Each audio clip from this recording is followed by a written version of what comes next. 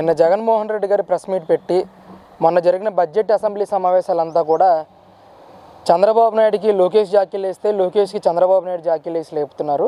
వీళ్ళిద్దరికి కూడా పవన్ కళ్యాణ్ జాకీలు వేసి పైకి లేపుతున్నారు. వీళ్ళందరూ కూడా అసెంబ్లీ బడ్జెట్ సమావేశాలు మొత్తం పొగుడుకోవడానికే సరిపోయింది, ప్రజా సమస్యల దిశగా ఎవ్వరు కూడా మాట్లాడని పరిస్థితి కనపడలేదు అని చెప్పేసి జగన్మోహన్ రెడ్డి మాట్లాడుతూ ఉన్నారు.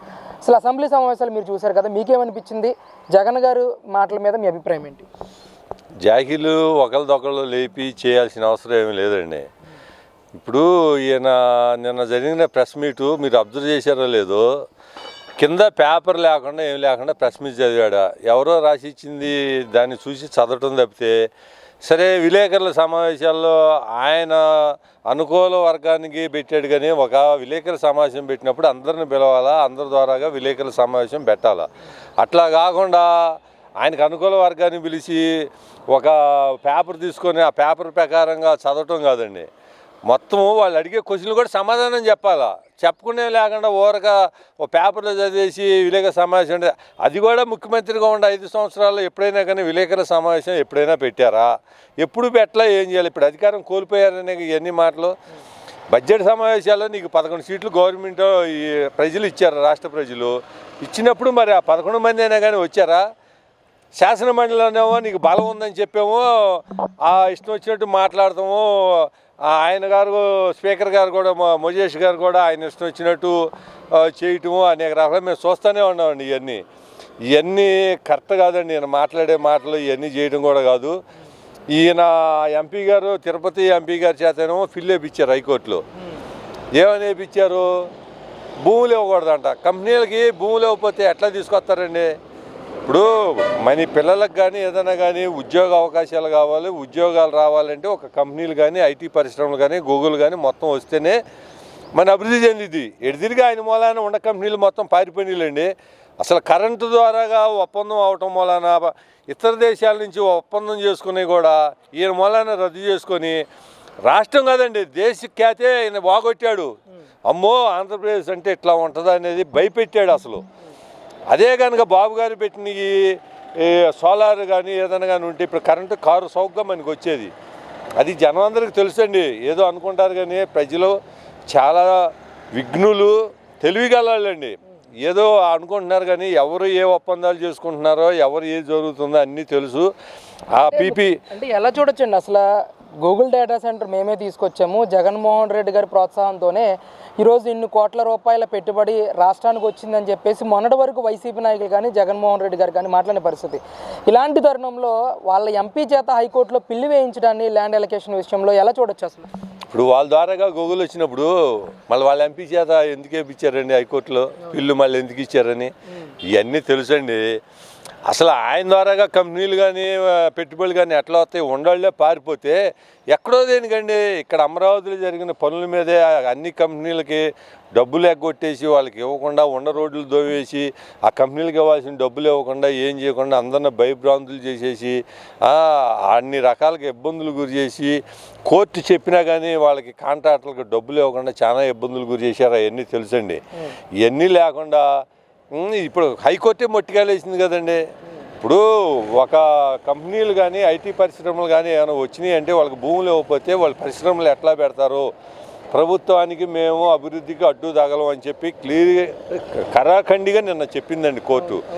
ఇవన్నీ కరెక్ట్ కాకుండా జగన్మోహన్ రెడ్డి గారు ఇష్టం వచ్చినట్టు ఆయనగా అట్లా మాట్లాడటం కరెక్ట్ కాదని మా ఉద్దేశం అండి. ఆయన అధికారం ఉన్నప్పుడు ఎప్పుడైనా పెట్టుబడులు వచ్చినాయా? రాష్ట్రాలకు ఎవరికైనా ఉద్యోగాలు ఇచ్చారా?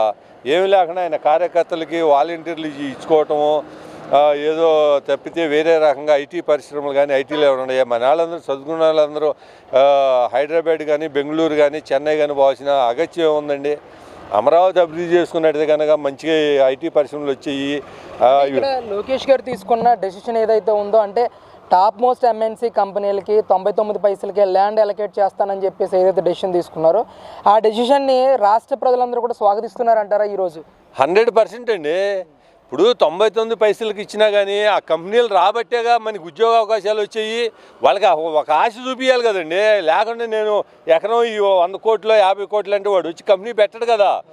ఇప్పుడు ఆ 99 పైసలకి ఇస్తున్నారని ఉద్దేశం మీద కంపెనీ పెట్టబట్టేగా మనకు ఉద్యోగ అవకాశాలు కానీ రాష్ట్రానికి వచ్చే ఆదాయం కానీ జిఎస్టీ కానీ వచ్చేది ఏమీ లేకుండా ఎట్లా ఊరక ఆయన అట్లా మాట్లాడుకుంటే ఎట్లా కుదిరిద్ది ఊరకే ఇవ్వకుండా ఏం చేయకుండా నువ్వు ఎడిదిరిగి కంపెనీలు తేలేకపోయావు నేను చూసి భయపడిపోయి పారిపోయారు. మరి చేసే వాళ్ళని కూడా ప్రోత్సహించాల్సి పోయి అడ్డుపొలలు వేసి అంత ముంగలేమో మన ఇక్కడ ఓకే అని చెప్పి అమరావతి అని చెప్పి ఆ అసెంబ్లీ సాక్షిగా ఒప్పుకున్నావు, అన్నీ చేసావు. వరల్డ్ బ్యాంక్ వాళ్ళకేమో లెటర్లు రాసావు. అసలు ఒక రకంగా కాదులేండి, వరల్డ్ బ్యాంక్ వాళ్ళకి లెటర్లు రాసి లోన్లు ఇవ్వదని చెప్పారు, ఎన్జిటీలోనో పిటిషన్లు వేశారు, అన్ని రకాలుగా. అప్పుడేమో అట్ట చేశారు, రాజధాని లేకుండా అమరావతిని నాశనం చేశారు. ఇప్పుడేమో కంపెనీలు కూడా రానికుండా చేయాలని చెప్పి ఏదో రకంగా అడ్డుపొలలు వేసి ఏదో రకంగా ఇబ్బంది గురి చేయాలని తప్పితే మళ్ళీ ఇప్పుడు కొత్తగా ఇంకా పరకామణిలో ఏదో చోరీ జరిగింది. ఆ చోరీ కూడా ఈ టీడీపీ వాళ్ళే వీళ్ళు ఇంకెంత చూశారని చెప్పారు. అసలు ఆ ఉద్యోగస్తుని పెట్టిందే కరుణాకర్ రెడ్డి గారు. 3 లక్షలు 4 లక్షలు డబ్బులు తీసుకొని ఆయనకు ఉద్యోగం ఇచ్చారని చెప్పి చెబుతున్నారు. ఇవన్నీ మేము తెలుసుకుంటానే ఉన్నామండి. మీరు చెప్పినా కానీ మీ మాటలు మేము నమ్మే పరిస్థితి లేదు. అంటే ఇక్కడ ఇంకొక విషయం కూడా ఆయన ప్రస్తావిస్తూ ఉన్నారు. అంటే ఒక ప్రచారం జరుగుతుంది, చంద్రబాబు నాయుడిని దేశ ఉప ప్రధానిగా చేసే అవకాశం ఉందని చెప్పి ఒక ప్రచారం జరుగుతున్న నేపథ్యంలో రాష్ట్ర ముఖ్యమంత్రిగా ప్రజలే భరించలేకపోతా ఉన్నారు చంద్రబాబు నాయుడిని. ఉప ప్రధాని అయితే దేశ ప్రజలు ఏ విధంగా ఆయన్ని భరిస్తారు అని చెప్పేసి కూడా ఆయన అడుగుతూ ఉన్నాడు. ఏమండి, నేను ఒకటి అడుగుతాను జగన్మోహన్ రెడ్డి గారిని. రాష్ట్ర ప్రజలు ఎవరిని బరాయించలేక 11 సీట్లకి కూర్చోబెట్టారండి. కూటమి ప్రభుత్వానికి 160 సీట్లు ఇచ్చి జగన్మోహన్ రెడ్డి గారికి 11 సీట్లు ఇచ్చింది. ఆయన నేను బరాయించలేక 11 సీట్లలో కూర్చోబెట్టింది. చంద్రబాబు గారు ఊరికి జనాలు ఊహాగానలే, కానీ చంద్రబాబు గారు రాష్ట్రాన్ని వదిలిపెట్టి జాతీయ రాజకీయాలకు వెళ్ళరు 100%. ఆయనకు రాష్ట్రమే ముఖ్యము.